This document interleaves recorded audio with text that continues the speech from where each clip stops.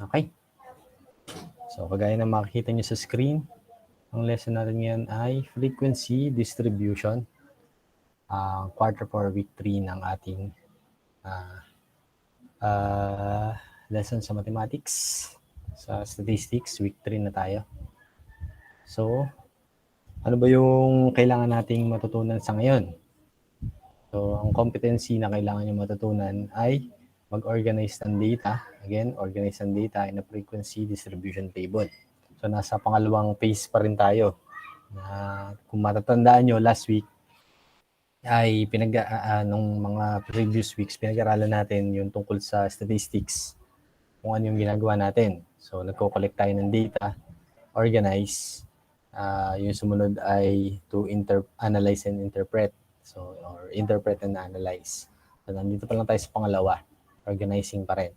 So, gagamitin naman natin yung isa pang tool para ma-organize yung data, which is what we call a frequency distribution table. Or, yun nga, frequency distribution table. And, yun din, yung content ng ating pag-aaralan ngayon is kung paano magbuo ng frequency distribution. Okay pa? So, manually and may tuturo din ako sa inyo sa pamamagitan ng paggamit ng technology. Okay? So, sana makinig kayo mabuti sa pag-aaralan natin. Okay pa? So, activity 1, hala, kulay black to. Teka lang. Oh, hindi, puti naman dito. Ganun. Kailangan ayusin ko lang. Okay. Sumalat ulit.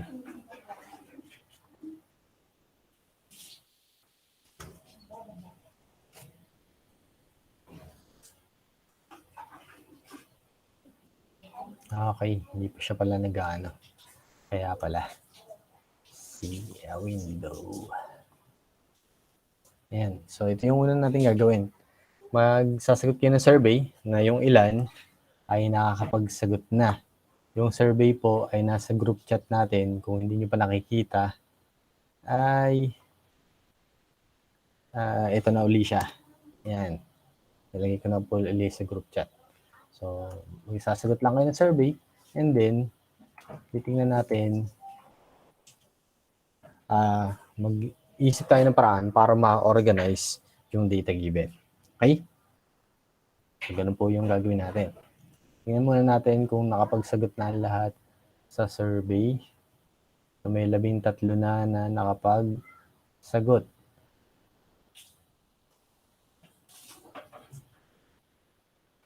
Tatlo pa lang.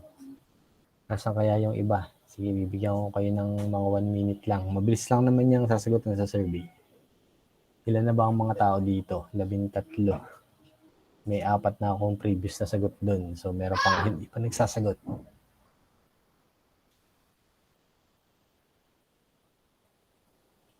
Fresh ko nga baka nakapagsagot na. Okay, so far ay 13 pa rin yung nagsasagot. How about the others?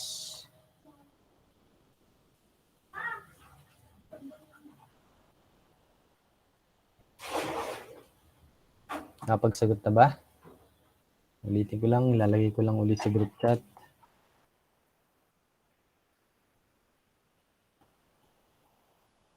Yun, may bagong dating lang.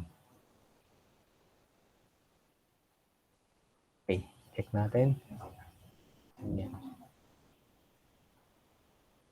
Yun, medyo madami na. 15 na yung nakapagsagot. Minus 4 ay 11. 11. Ilan ba nandito? 12. Ayun, halos lahat naman nakapagsagot na. Sige, tingnan natin. Ito yung share natin tong ano ba yan?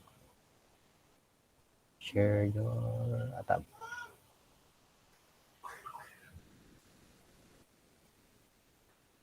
Yan.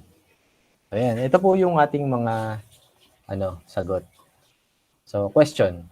Ano kaya yung paraan para ma-organize natin yung mga sagot na to? Palagay nyo. Ano yung pwede nyo gawin? Kung halimbawa kayo yung nag-survey, kailangan nyo i-organize itong mga sagot na to, ito yung mga sagot ng mga klase nyo. Hindi ko na kailangan yung mga pangalan. Ito na lang yung mga sagot doon sa survey. Kung ano yung mas gusto nila, preferred nila na gadget. Palagay nyo, paano kaya natin gagawin to? Paano kaya natin to i-organize? Meron kayong idea? Would like to answer?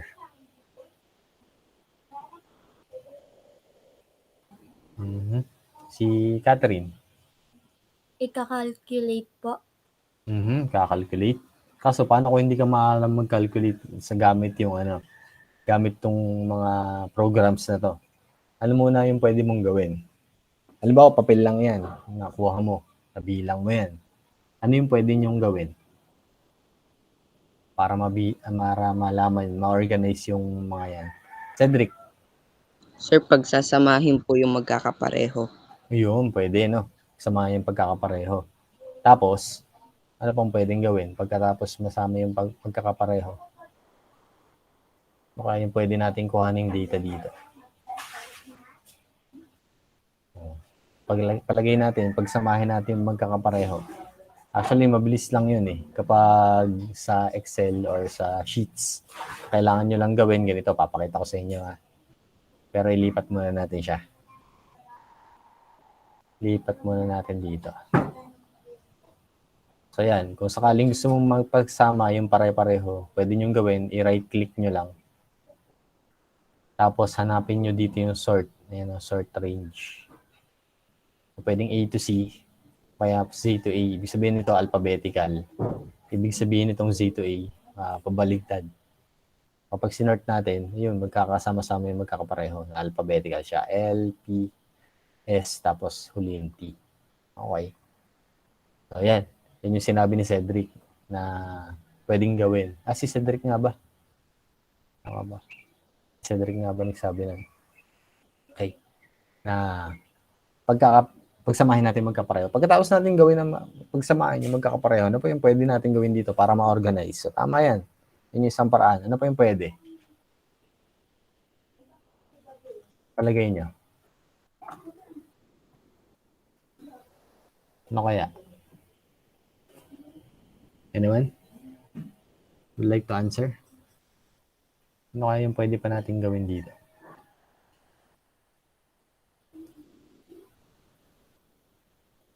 Walang may idea. Actually, malapit na eh. Yes, Catherine? Igugrupo po. Okay, group. What else? Ano pa? Actually, parang gano'n na nga rin yung ginawa natin dito. Pinagsama natin yung pare-pareho. Ano pa? Ang pwede natin gawin? Ngayon nalaman natin yung mga sagot. Ano yung kailangan natin gawin dito? Ayan, pinagsama-sama natin magkakapareho. Anong gagawin natin? Ganyan lang. Paano mo malalaman kung ano yung mas preferred na gadget ng nakararami? Ano yung kailangan mong gawin?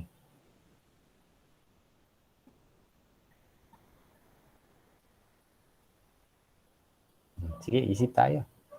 Pwede kayo mag-raise ng hand. Kung alam nyo na ang sagot. Ano kaya yung pwede natin gawin para malaman kung ano yung pinaka-preferred device? Sige, tanong ko na lang muna. Base dyan sa data na yan, ayan, na-organize natin kahit paano. Kasi hindi pa ito masyadong organize eh. Kulang pa. Base dito sa data na to na nakikita nyo dito sa screen. Ano kaya yung much preferred gadget ng mga kaklase nyo, kayong magkakaklase? Sa palagay nyo. Would like to answer. Sige, Chelsea. Sir, smartphone po. Okay, bakit doon nag-arrive ka sa sagot na yan? Kasi po mas marami po yung smartphone Ayan, kesa okay. po dun sa iba. Okay, very good. So, ang question is, babalik ko doon sa tanong kanina. Paano mo, di ba nalaman natin na smartphone yung mas preferred ninyo na gamitin na gadget? The question is, paano nyo nalaman yun? Ano yung ginawa nyo doon sa data para malaman nyo yung sagot na yan? Para mag-arrive doon sa sagot sa question na yan? Ano yung kailangan natin gawin dito? Paano nyo nalaman na smartphone? Sabi niya, mas madami. Paano mo nalaman na madami yun? Anong ginawa mo? Anong kailangan mong gawin? Sino yung tumas sa kamay? Micaela?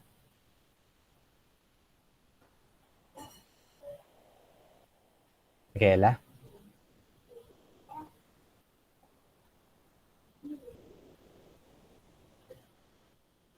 Okay, Sir, wala. kasi po binilang ko po. Ayun, Yung very kung ano good. Binilang. Tama, no? Bakit? Ilan ba yung smartphone? Ilan ba yung smartphone? Pito Okay. po. Okay, tama. Lagyan natin, no? 7. Smartphone daw ay 7. How about yung person, ano yung sumunod na pinakamarami pala? Okay. Sino yung sumagot pang iba? Ano yung sumunod na pinakamarami? Sino pa iba sumagot? Na tumaas ng kamay. Si Aiden, Gian Aiden. Personal computer po. Okay. Ilan yung personal computer, Gian? 6 po. Tingnan natin. 1, 2, 3, 4, 5, 6. 6 nga, no? So, 6. Tama. How about yung yung sumunod pala? Ay, teka lang. Wala. Yan. Sige. Si Catherine. Laptop po. Ilan yung laptop? 2 po. Okay. And yung last one? Yung last one, Micaela. Tablet po. Yung tablet, ilan? Isa lang po. Yan. Okay. So, ganyan. Ganyan yung ginagawa. Binibilang natin yung mga bagay na to. Pero may iba pang paraan para bilangin yun bukod sa pagkakasunod-sunod na ganito. Kung wala tayong technology, hindi natin nagagawa na pagsunod-sunod ng ganong kabilis yung mga bagay na to. Paano natin ginagawa yun? So, very good kayo dun sa ginawa nyo sa kung paano nyo ino-organize yung data. Pero may iba pang paraan na ituturo ko ngayon kung paano i-organize ang mga data. Okay, share lang natin yung presentation ulit. Balik tayo dito. Okay. So, tama. So, ang pag-aaral natin ngayon ay una, yung tally sheets. You will learn another way to organize data in a table. But this time, you do not need to list all the individual values. Ayan, hindi na natin kailangan ilista yung mga pangalan. Kanina kasi, nilista pa rin natin, kinopen natin, nilista natin. Tapos pinagsunod-sunod natin yung magkakapareho. Pero sa pagkakataong ito, hindi na natin kailangan ilista, kundi gagamit tayo ng tally sheets to count the number of times the data appear in a dataset. So, bibilangin natin. Yun yung kailangan natin gawin. Bilangin natin yung data. At gagamitin natin yun sa pamagitan ng tally sheets, kagaya na nakikita nyo dito sa ilalim. Familiar ba kayo sa pagtatally sheets? Pagtatally? Sinong familiar dito? Saan yung ginagamit o kalimitan? Lalo na kayo, mga estudyante. Nung napasok pa kayo, naranasan nyo naman gumamit nito? Saan nyo nakikita to? Yes, Cedric. Sir, sa noisy po. Sa noisy, yun. Tama na. Ano pa? Pag binibilang kung gaano ilang beses maingay. Ano pa? Yes, Micaela. Sa pag-score po sa volleyball. Oo, pwede rin, no? So, tama yun. Kasama din yun. Lalo na kapag walang scoreboard yung scoreboard sa volleyball, chalk lang ginagamit. Okay, tuloy natin. Ano ba itong tally sheets? So, ito yung pinaggagamitan ng mga tally sheets. So, do you still recall how the votes are counted during class elections? So, gaano ba ang ginagamit nyo kapag nagbobotahan? O ang pambilang? So, kalimitan, gumagamit ng tally sheets. No? Familiar ba kayo dyan? Ilan yung bilang nitong isang bungkus na to?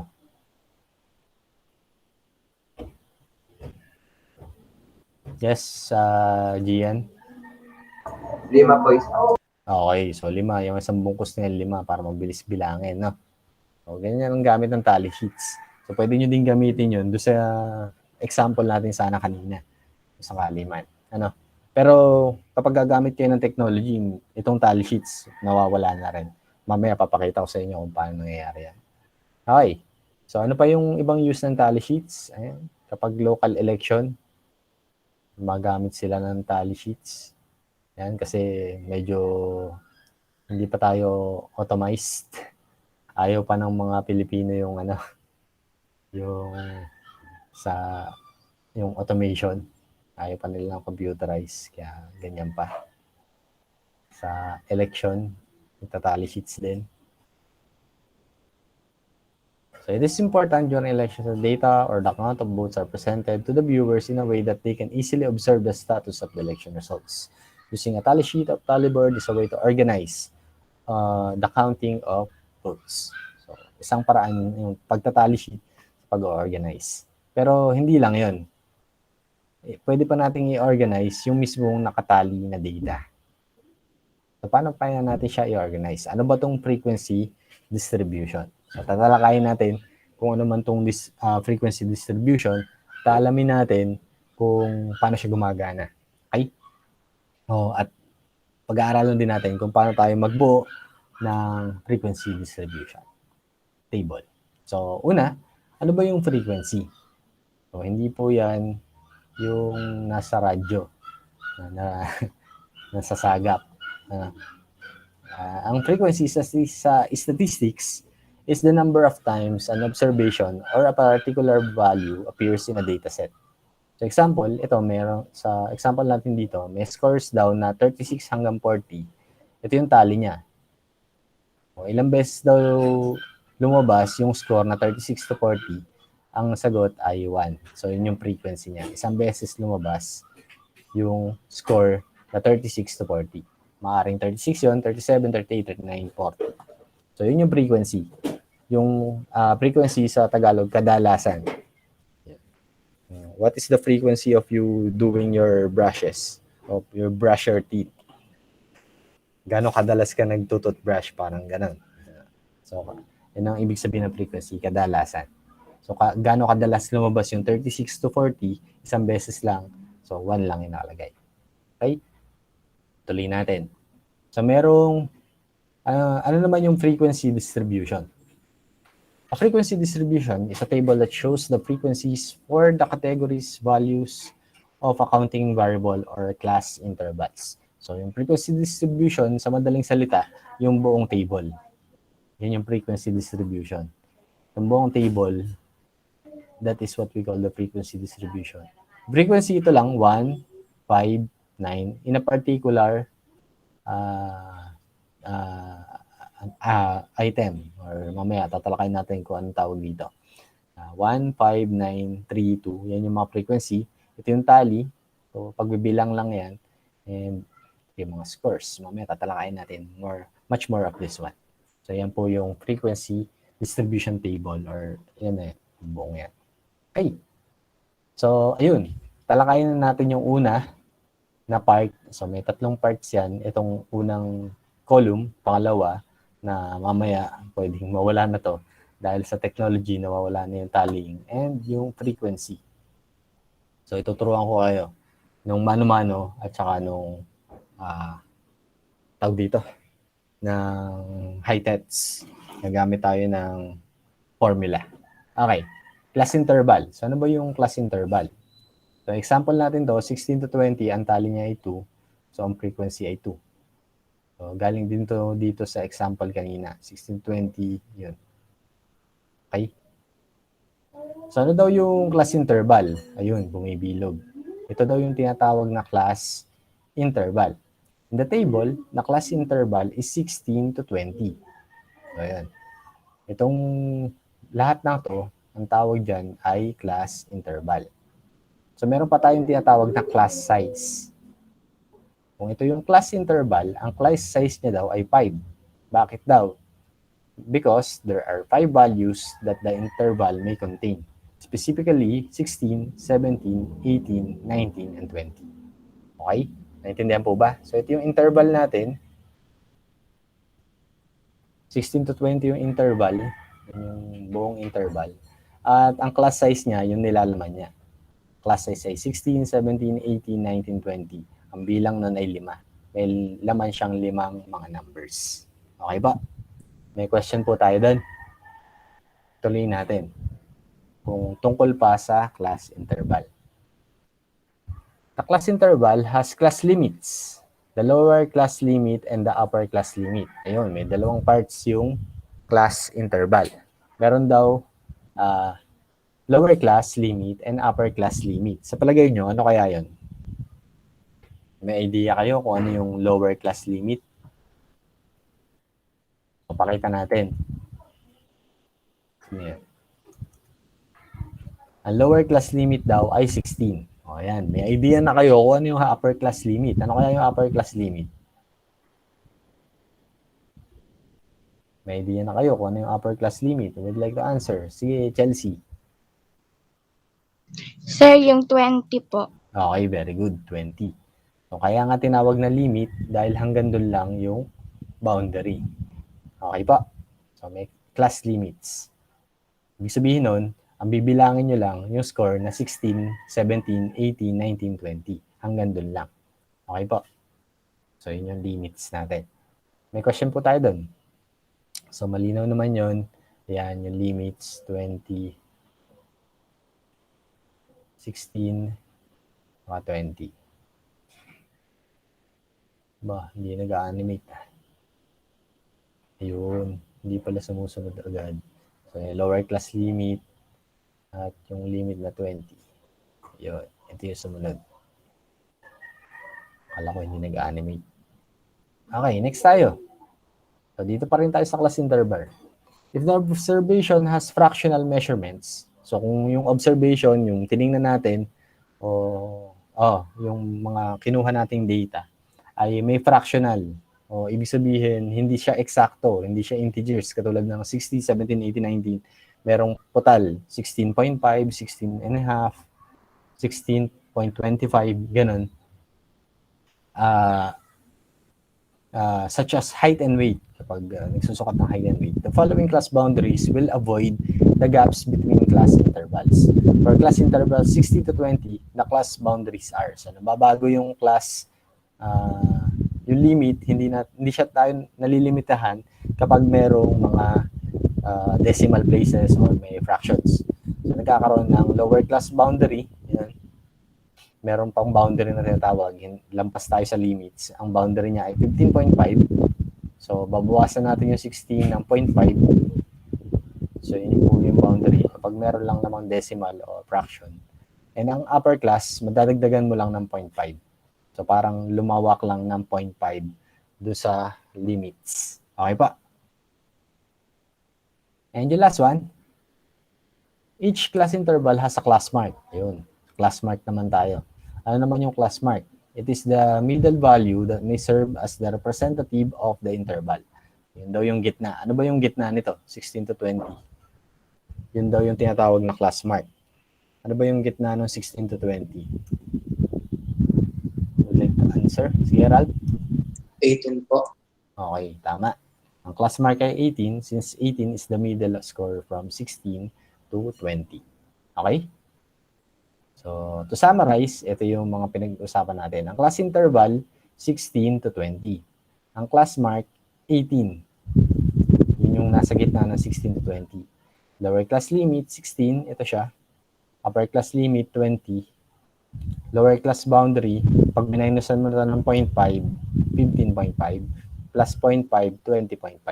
Yun. Yun lang po yung tungkol sa class intervals. Kung sakaling kailangan natin mga units na yan. Okay ba? So, pwede nyong reviewin to at nakarecord naman yung ating pinag-usapan. Punta tayo doon sa sumunod.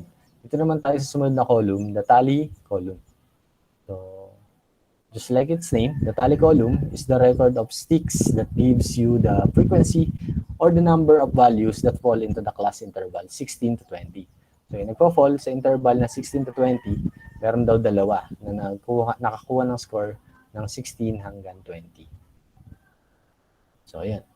And dun tayo sa last na column, which is the frequency column. So, ano naman yung frequency column? Under the frequency column is the number of sticks. The number of sticks, yung bilang ng sticks natin. The slash serves as a fifth count, so that counting will be easier. So alam niyo na yun. Kapag nagkaroon ng slash dito, tulad dun sa example sa taas, pakita natin. Yun, katulad dito, this will count as 5. 1, 2, 3, 4, 5. Tapos, ayun, 4 to. So, that would be 9. Pero minsan, hindi na ginagamit yan. May papakita ko sa inyo yung long version and yung Excel version na hindi tuturo sa inyo ng iba. Okay. So, testingin daw natin itong sagutan, itong frequency distribution. Tingnan natin kung kung naiintindihan nyo yung data dito sa table gamit yung frequency distribution table. Okay. So, ito daw ay test scores of 20 students in a 40-item math quiz. So, sagutan daw natin yung mga tanong. How many class intervals are there? Ilan daw class intervals meron? Tingnan natin kung sino sasagot. Si Gian. 5 po. Okay, very good. There are 5. Ano-ano yung mga yon? Ano-ano yung mga class intervals? Ano-ano yung mga class intervals? Karagdagan tanong. So, tama yung sagot niya. 5. Ano-ano yung mga class intervals? Additional question. Would like to answer. Yes, Chelsea. Sir, yung ano po, 36, 37, 38, 39, 40. Hindi. Ano kaya? Salamat, Chelsea, sa try. Pero, medyo... Yes, Ralph. Sir, 38, 33, 28, Hindi. 23, 18. Hindi. Nope. Balikan natin yung definition ng class interval. Balikan natin. Class interval. Oops. Nasa ko na. Yan. Ito yung class interval. Nakita nyo na? So, tama, 5 daw yung class interval. Pero, ano-ano yung mga class interval? Dapat naintindihan nyo kung ano yun. Balik tayo dito. There are 5 class intervals. Alin dito yun? Magbigay ng isa. Ginny.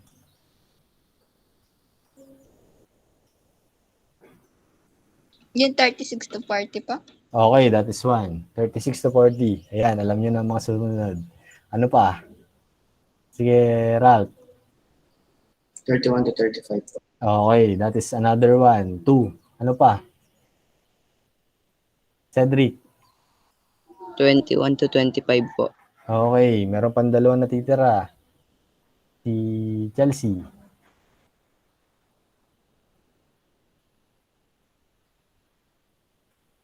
Chelsea. 16 to 20 po. Okay, isa na lang. Naligtangan pa. Micaela. 26 to 30 po. Yan. Okay po. Naintindihan nyo kung ano yung interval. So, ito yung mga intervals. 1, 2, 3. Teka lang. Mamarkahan ko pala. Pen. Yan. So, ito yung intervals. 1, 2, 3, 4, 5. That is what we call intervals. Question number 2. What is the lowest class interval and the highest class interval? Dito muna tayo sa lowest class interval. Ralph. 36. Lowest class interval. Not po, sir. Lowest class interval. 36, 31, 26, 21, 16. Yes, Gian? 16 to 20 pa. Okay, so ito yun, 16 to 20, lowest class interval. How about the highest class interval? Highest class interval. Teka lang dami. Yan, para mas makita ko kung sino yung tataas ng kamay.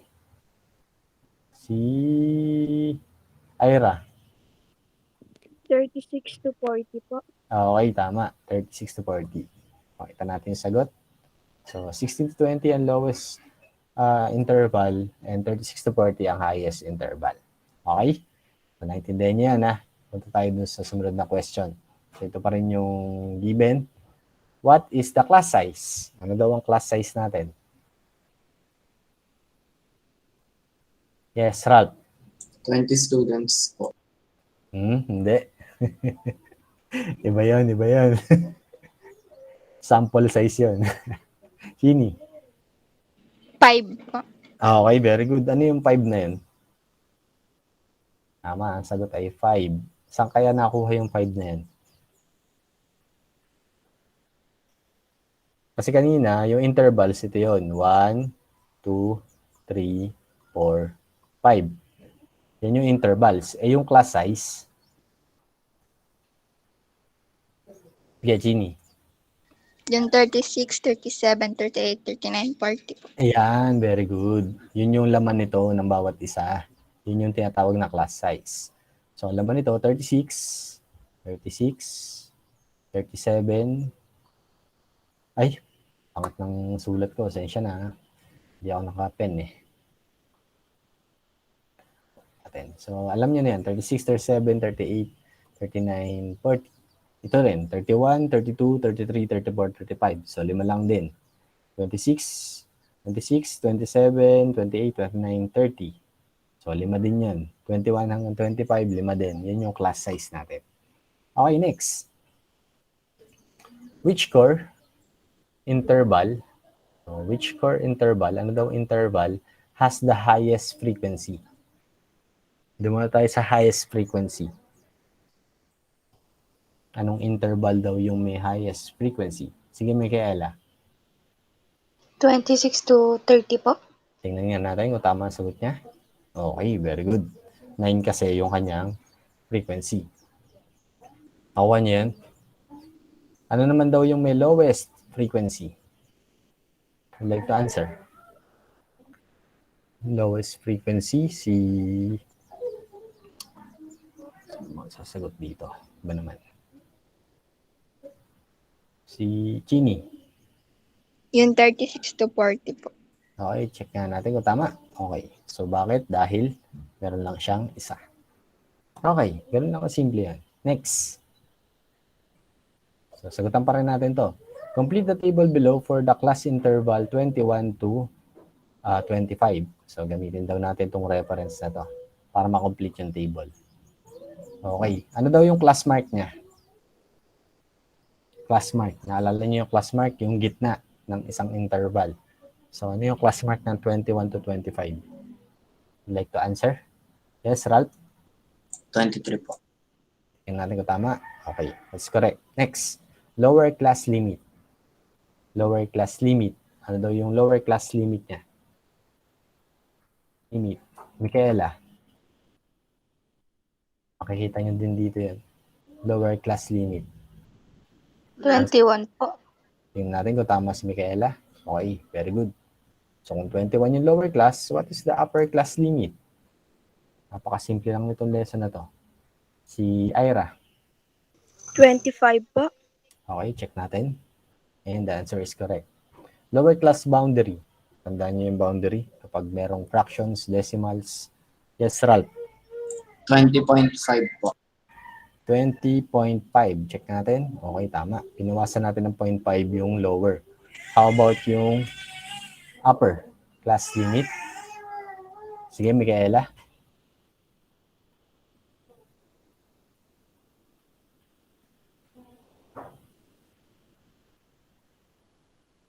Medyo naglalag ata si Micaela. Micaela. Hello. Sige, Catherine. 24.5 po.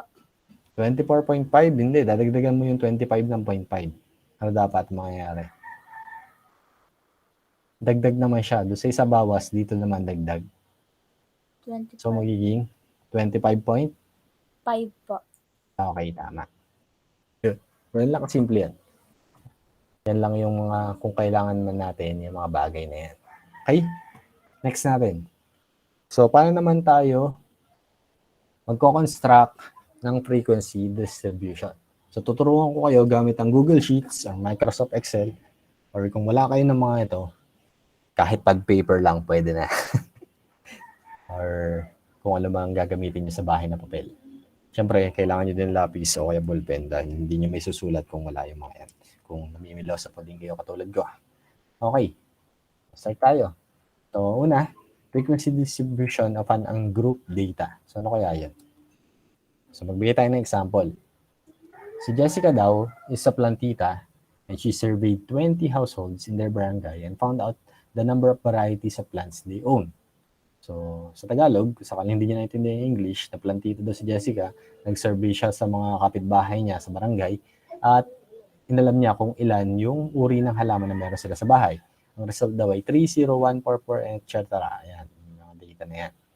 O, ang objective natin is to create or construct or organize, to organize the given data, we need to construct a frequency distribution of an ungroup data. So, para magawa natin yon, sundan na natin yung steps. Una, create a table with 3 columns. Pangalanan daw natin ng varieties of, una, number of varieties of plants, or ito yung mismo mga, yan, basta yung title, value and frequency. Gawin natin. Meron na akong inihanda dito. Okay, wait lang.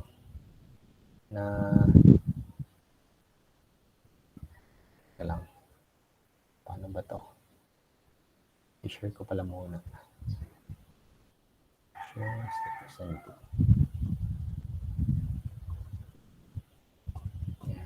Entire screen na. Para hindi na ako mag-shift ng chip. Okay, apps. Hindi yan. Ayan. So, plantita, she surveyed 20 households in their barangay and found out the number of varieties of plants they own. So, ang una daw natin gagawin, maggagawa daw tayo ng table na may 3.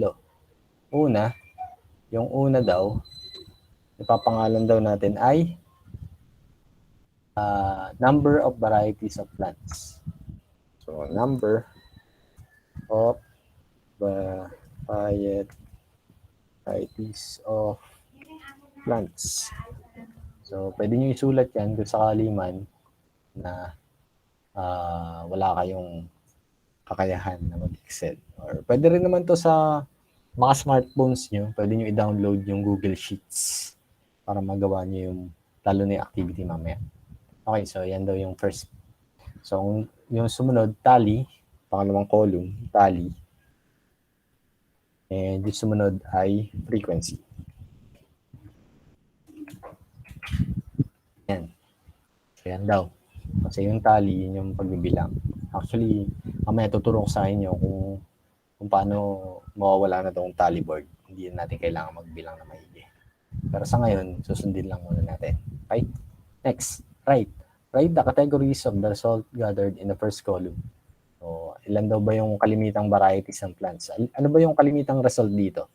Nakikita niyo ba? Napapansin niyo ba? Ano yung kalimitang result? Hanggang saan lang? Mula saan hanggang saan? Would like to answer? Sino yung tumaas ng kamay? Cedric. Sir, 0 to 3 po. 0 to 3. Tingnan natin, parang kinulang ka. 0 to 3. Tingnan mo mabuti. Tama na yung sagot mo. Kinulang ka lang. Okay. Yes, ulit. Chini. 0 to 4. Yun, very good. So, yun yung ilalagay natin. Ang varieties ng plants, merong wala, merong isa, may 2, may 3, may 4. Kaya nakita nyo ba kung bakit tinawag siya na ungroup? Hindi katulad ng example ko kanina. Bakit kaya siya tinawag na ungroup? Yung example ko kanina sa presentation, kung sakasakali, nakikita nyo, balik natin na. Ito, tawag dyan group. Dito sa nakikita ko ngayon, yan, dyan, hindi siya group. Bakit? Ano yung pinagkaiba?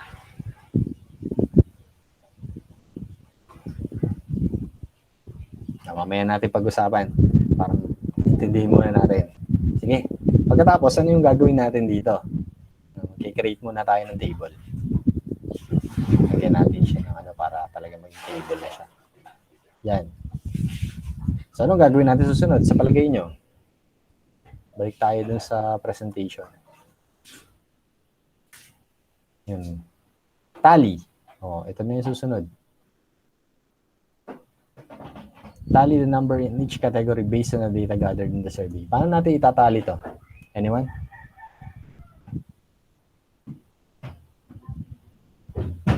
Halimbawa, dito ka nagsimula. Anong gagawin mo pagtatali?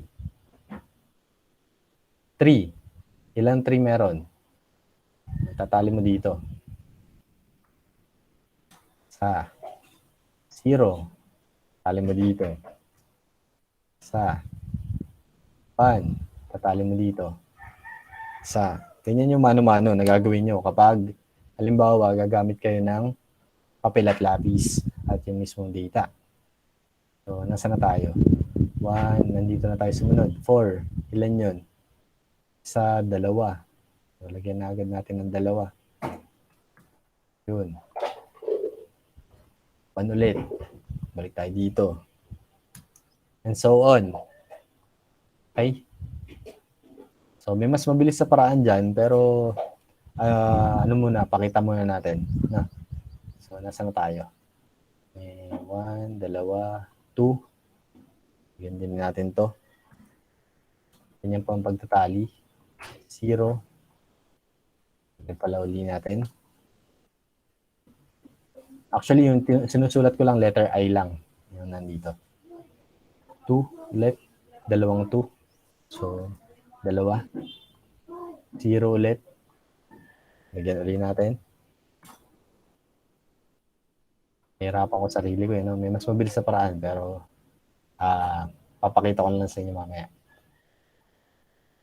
Pinapakita ko lang sa inyo yung long method. May mga long method talaga eh. 0, 2 ulit.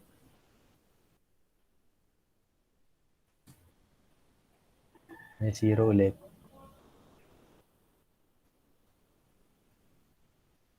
May 1, 1, 3.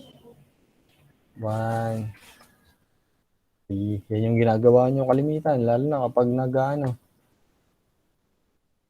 1, 3. May 1 ulit. So, hindi ko nalalagyan ng paggilid dahil walang panggilid dito.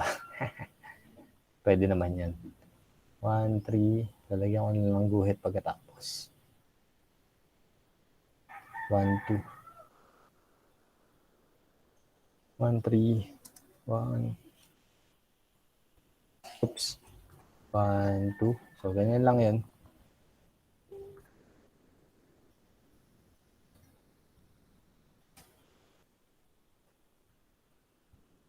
1, 2, 1, 1, 3. 1, 1, 3. And after natin matali yung data, ano daw yung susunod natin gagawin? So yan, tali na natin. So, bibilangan lang natin. Ilan daw yung nasa 0? Would like to answer. Ilan daw yung may 0? Teka lang. Wala yung, yun pala. Sino yung sumagot? Maas na kamay, si Chelsea. Ilan daw yung 0? Sir, 4 po. Okay, 4. Next. Kailangan i-arrange ko lang to para mas mabilis makita. Nahihirapan ko sarili ko, no? Sort. Yun. So, ang 0 daw ay 4. Ayun, kita na 4. So, that is one way of that's one shortcut. Way of simplifying things. Ilan daw yung 1? Mali ang bilang ko eh. Yun, mali nga ang bilang ko. Napadoble ako. Ilan daw yung 1? Yes, Jeannie? Oops. 6. Okay, tama. So, there are 6. How about yung 2? Yung 2 daw ilan? Ilan yung 2? Yan, kagaya nakita nyo, ilan yan? Gusto nyo i-close up ko na konti. Ay, function pala yun. Wow. Wala, ayaw mag-close up. Ano kaya, ilan daw yung 2? Anyone? Sige, Ira. 5 po. Okay, tama. So, lagay natin sa frequency yun. Ganun lang daw ang gagawin natin. And how about yung 3?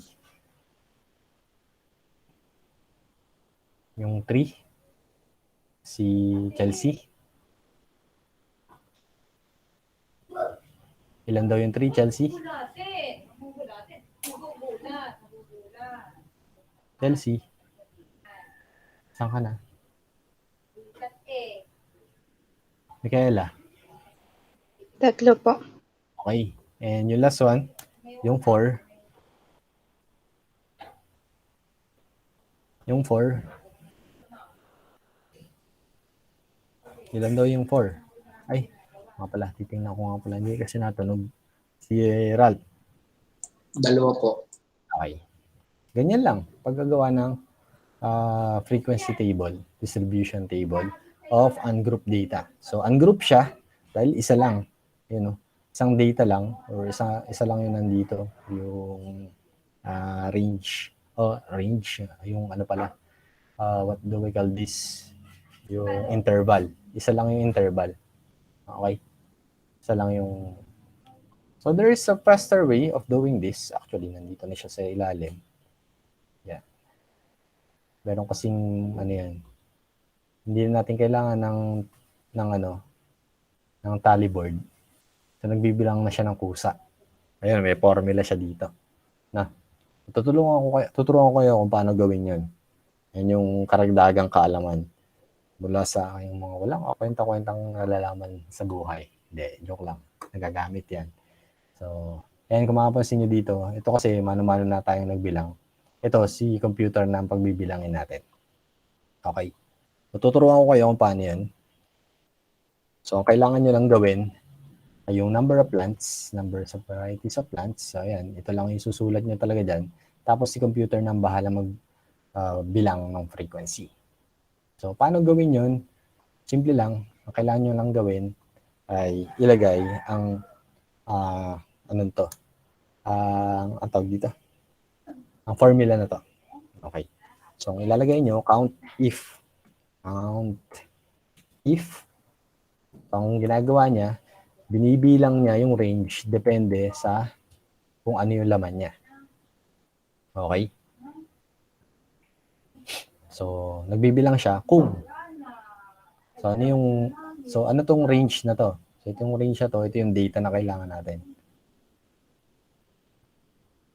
Dito. So, pipiliin nyo yung data na bibilangin. Tapos, lagyan nyo lang ng kuhit. So, yan yun. Actually, pwede nyo lagyan ng $sign para hindi magbabago tong data na to. Yan lang yung bibilangin natin. Kasi kapag drinag nyo mamaya pababa, mag-ano na yun. Mag-automatic na yung formula natin. So, pwede yung lagyan ng $sign para hindi siya magbabago. Okay? Kasi kapag walang $sign yan, papakita ko mamaya kung anong mangyayari. Okay, tapos guhit. Mapapansin nyo, meron ditong criterion. Ano yung criterion? Yun yung kung ano man yung bibilangin nyo. Sa mga numbers na to, ano ba yung gusto mong bilangin? Sa pagkakataong ito, ang gusto mong bilangin ay 0. So, pwede mo ilagay dyan. Ayun, katulad nung nakalagay doon. Lalagyan nyo ng quotation, tapos 0. Okay? 0. Yan. O kaya, ang nilagay ko na lang, pwedeng itong nandito lang sa kanila. Yan. Kasi nakasulat naman yung 0 dito eh. Kinlik ko na lang to. And then parentheses para ma-close. Tapos enter. Ayan o. At, ayan na. Nag-autofill na siya. Ayan. Pag chinek mo, bam, ayan na. Ayan o, kapareho na nasa taas. 4, 6, 5, 3, 2. Nakita niyo ba? Yan. Ganun lang po. Ulitin ko lang kung paano gawin yung formula, no? Ulitin ko lang. So, burahin natin ulit. Pwede niyong reviewin ulit mamaya. Okay, para magawa yung frequency, equals count if yung formula, parentheses, oops, open parentheses, tapos yung range, pipiliin nyo lang dito. Ano yung range?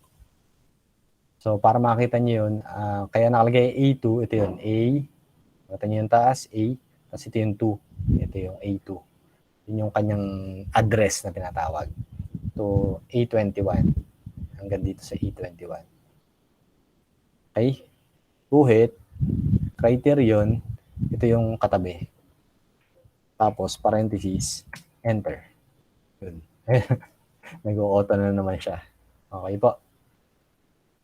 Yun. At, ayun, kapareho.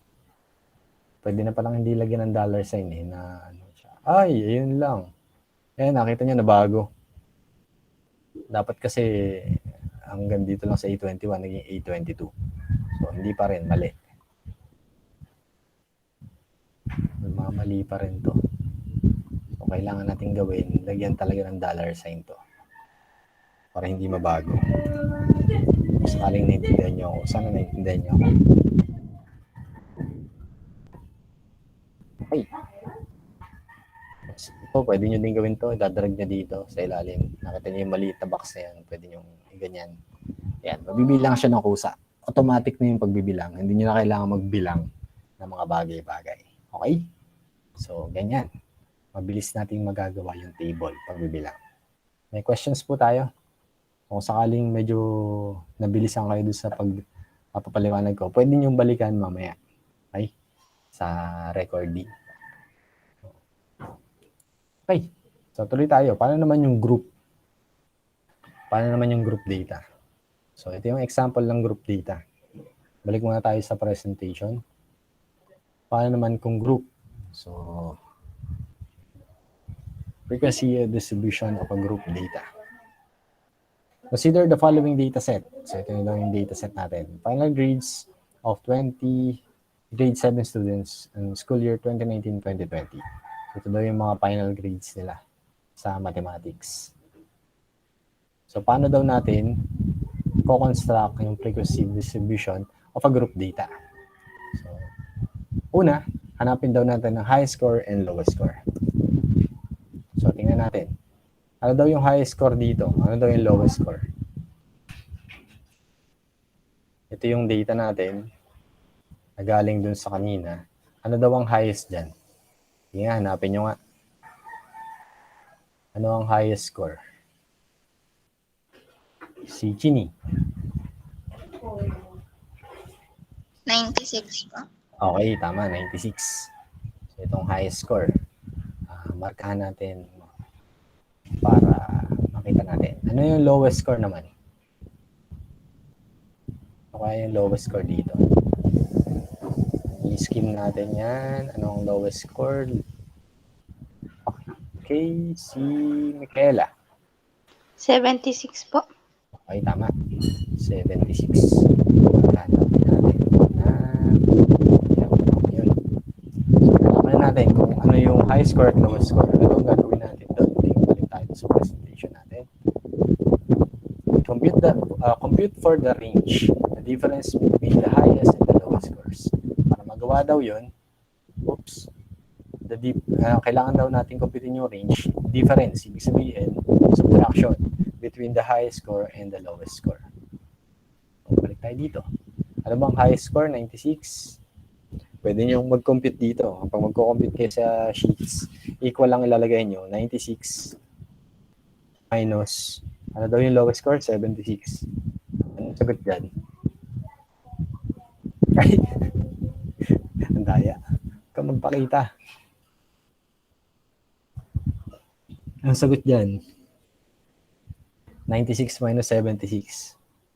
Para makita natin ang range. Answer ay Genie. 20. Okay, 20. Tama. So, kailangan na natin subtract ang high score to the lowest score. Next natin. Oops, mali. Nasaan na yung aking presentation? Yun. So, nakompute na natin yun. If we intend to set the number of class intervals to be 4. So, gusto daw natin gawin na class interval ay 4. They compute the class size using the formula below. Para malaman daw natin yung class size, yung sa range, i-divide natin sa kung ilan ang intervals na gusto mo. 4. So, 4 yung gusto mong intervals. So, 20 divided by 4 is equal to 5. So, ang class interval na gusto mo ay 4. So, kailangan mo lang ipag-divide yung 20 divided by 4, makukuha yung may 5. Yan lang simple. So, kayo yung magde-decide kung ano yung class interval. So, dahil alam na natin na ang class size ay 5, edi gagawa na tayo ng class interval. Magsimula tayo dun sa pinaka-maliit. Ano ba yung pinaka-maliit? Ano ba yung pinaka-maliit? Ano yung pinaka-maliit dito? Ano nga ba yung pinaka-maliit? Ang pinakamaliit, Micaela? 76 po. O, doon tayo magsimula. 76. Ano yung 5 na, kasi 5 yung class size eh. Ano yung mga nandito? Ano yung mga nandito? 7, ito yung lower class limit. Ano yung upper class limit nito? Ang upper class limit ay, sino yung tumaas ng kamay? Si Ralph. 81 po. 76. Bilang tayo ng 5, kasama yung 76. 76, 77, 78, 79. Ano yung upper class limit?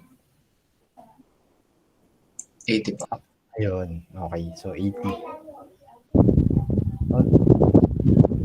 May nakasulat na nga pala dito. Yun. Ay. Nangyari. Mali.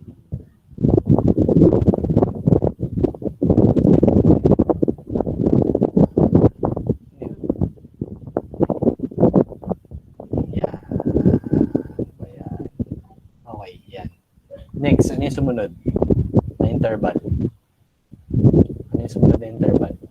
Kung ito ay 76 to 80, 5 ulit. Ano yung sumunod? Oops, sorry. Si Micaela. Lower limit. Ano yung sumunod? Lower limit ay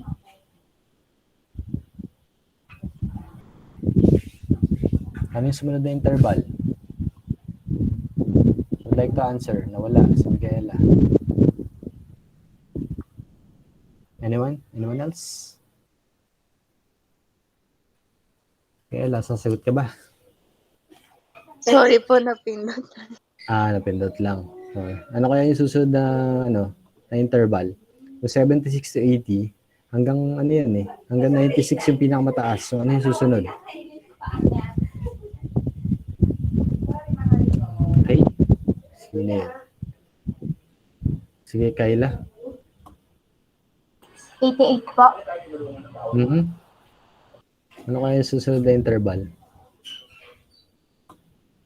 Di ba 5 yan? Ano yung susunod na 5? Cedric. 81 to 85 po. Okay. 81. Lagyan natin ito ng kulay. 2, 85. Tama. Next interval. Yung susunod na 5. Ganoon lang yun. Kasi 5 lang yung class size eh. So, yun yung susunod na 5. Ano yung susunod na 5?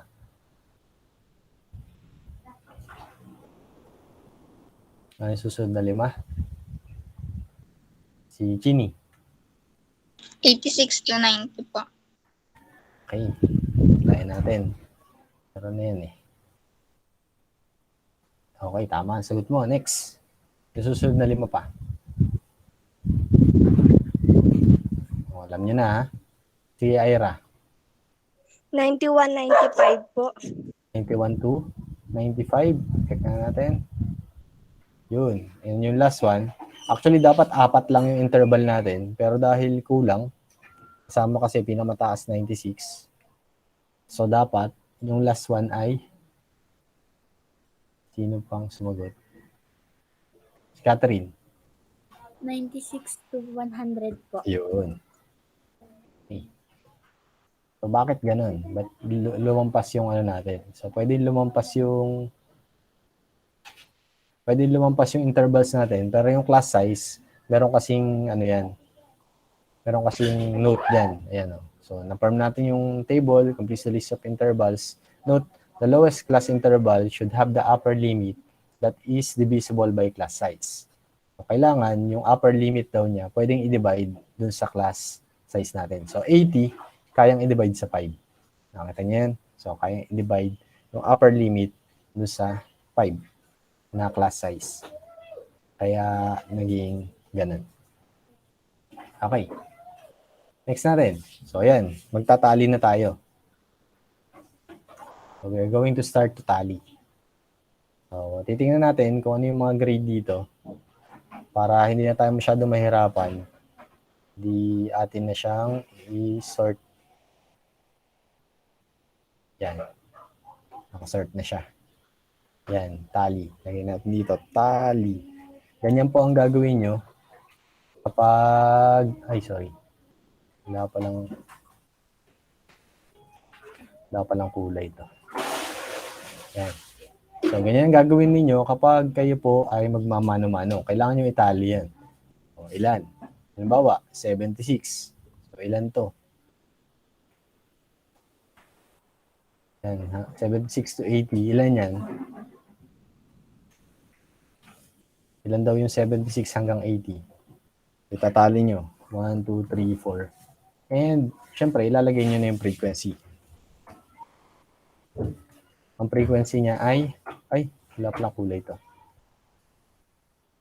Ang frequency niya ay, lagyan natin ito ng, wala din kulay. Ang frequency niya ay ilan? Ilan ang frequency? 76 hanggang 80. Yes, Micaela. 5 po. Ay, 4. 4 lang. Yan. Ha? Matutulong. Next natin. Tali natin to. Yan, magkakasunod na yan. 81 to 85. Ilan yan? Pwede nating skip yung pagtatali. Pero kapag mano-mano, pwede nyong gawin yan. Ilan yung ilan, para mas mabilis. Kasi magkakahiwala yung data. Hindi pa siya organized. So dito, dahil sa Excel to, mabilis na organize agad na kapag sinusunod natin. 81 to 85. Ilan yan? Oops. Kamali ako. Pini. Ilan? 6 po. 6. So, lagyan natin, no? So, tally. 1, 2, 3, 4, 5, 6.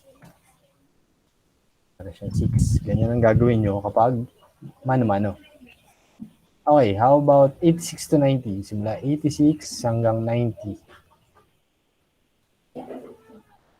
Ilan daw yan? Ay, salan naman ako. Yes, Ira. 7 po. Okay, ay. Makamali na naman ako. 7. So, 7 ba? Check ulit natin. 86 hanggang 90.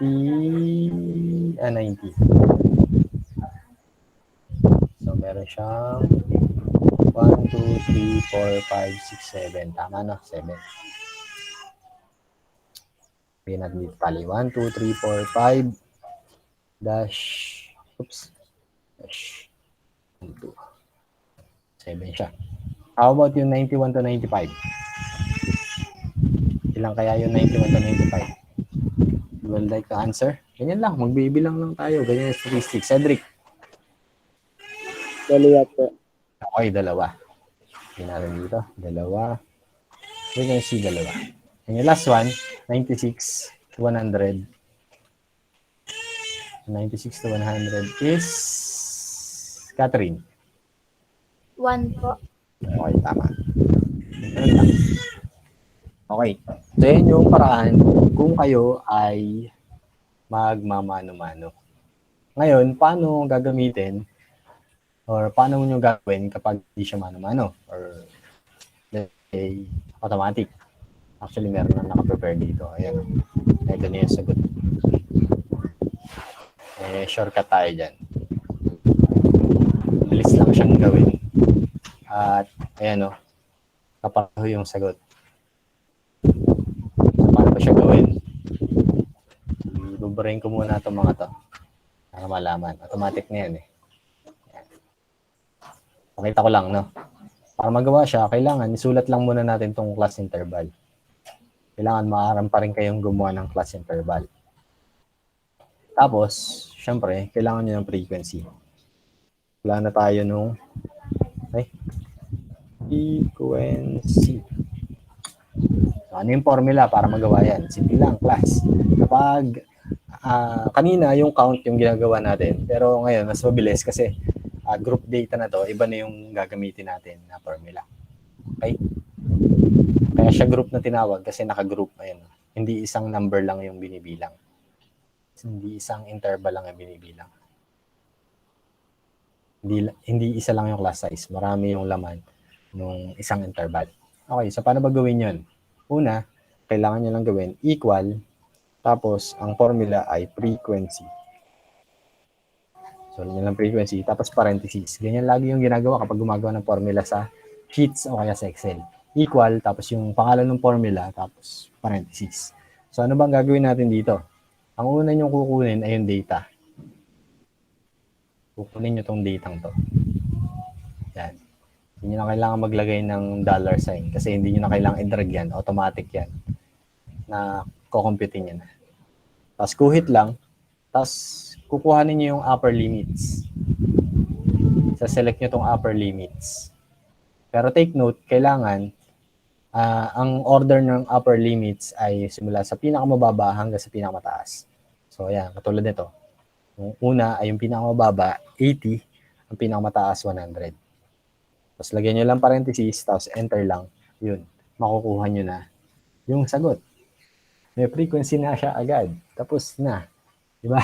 Hindi nyo na kailangan magbilang. Ano? Okay, ulitin ko para makasunod kayo. At ibibigay ko din yung ano dito. Yung itong file na to para ma-observe ko, makita nyo yung mga formula. Ulitin ko lang Equal. Sumunod, frequency. Sumunod, parentheses open. Pagkatapos, isa-select nyo, pwedeng mouse na, o kaya pwedeng isulat nyo. Itong pinakaunang data ay A2. So, sulat nyo, A2. Saan galing yung A2? Ito po yun, A, column A, tapos nasa row 2. Yan po yung A2 na tinatawag. Hanggang saan? So, lalagyan mo ng colon, hanggang saan siya? Nandito sa A21. So, sulat nyo, A21. Ayun, nakita nyo, na-select yung lahat ng data. Select yung lahat ng data dito. Tapos, kuhit. Yung kuhit, yun yung susunod natin gagawin. Kasi nakuha na natin to. Yung kuhit, para naman dito sa susunod, kukunin natin yung upper limits. Pagkakuha na itong upper limits, kung mapapansin nyo, D12 siya. Kasi D12, ito yung 12. Hanggang D16. Tapos, close nyo lang parentheses. Pagka-enter nyo, yun, instant noodles. Ay, ito na agad siya. Lalabas na agad yung frequency niya. Ganun lang kasimple. Sa pagbuo ng frequency table or ng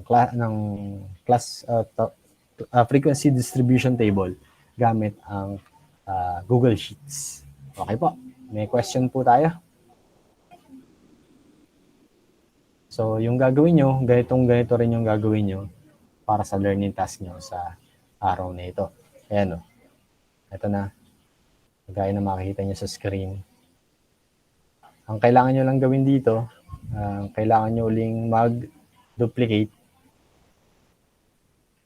Ayan, meron na nandito. Sino to? Si Ralph. Kailangan nyo lang mag-duplicate. Tapos lagyan nyo ng pangalan dito sa ilalim. Pangalan nyo. Tapos lagyan nyo ng pangalan. Saka nyo gawin yung table. Okay po. Tapos pwede nyo i-protect siya para hindi mapakalma na iba. Protect sheet.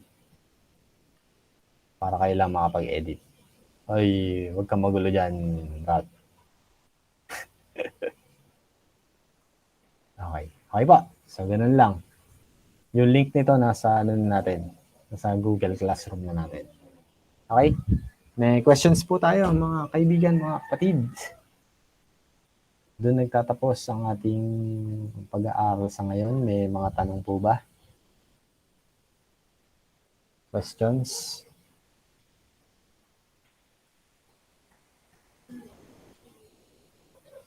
May tanong po? Wala po.